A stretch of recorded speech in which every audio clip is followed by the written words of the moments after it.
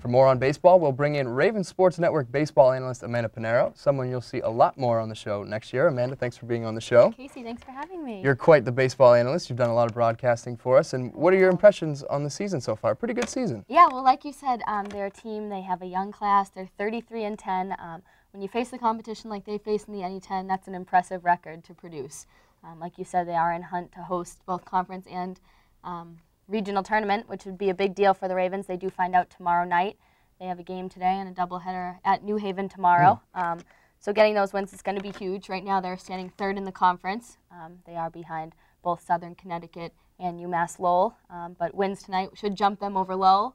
And obviously Southern Connecticut cannot host because they don't have lights on their field. So hosting tournament would be a big deal for them. So like you said, good season thus far. Well, she knows her stuff. She's done plenty of games for us on the Ravens Sports Network. But has anything this season surprised you about the Ravens' play? We've got Derek Ingwe going for some records. We've got a little bit of a slip-up lately, but what's surprised you most? You know, I think the thing that really surprised me the most are the first-year Ravens stepping up in their uniforms.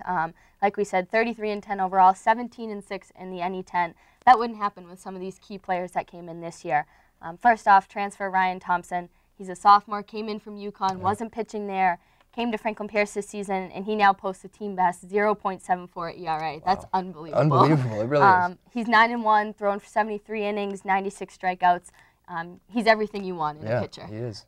Behind him, our second pitcher, Greg Downing, also a transfer. He's the junior lefty, came in from Monroe College. He now posts a 2.56 ERA. He's 6-1, so when your top two pitchers only have one loss on the season, that's saying something about your program as a whole.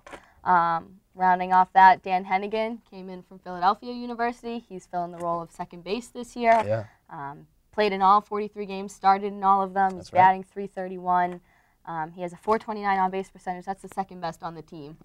So what more can you ask from someone who just came in this season? And then, like you said, a strong freshman class as well. Zach Matthew, first baseman. I think he stands at about 6'7". Yes, you can't miss him. He's a big man, but he started every game for them. He's batting .300, 31 RBIs. So, like you said, a freshman coming in and being able to step up into a role, especially first base. You're involved in nearly every play. Almost touch the ball always. That's a big role to fill. So I think that's what surprised me most about this team this year, are the people stepping up in big positions. A lot of contributions from a lot of different spots. The pitching's been excellent, and you said the young kids have really stepped up.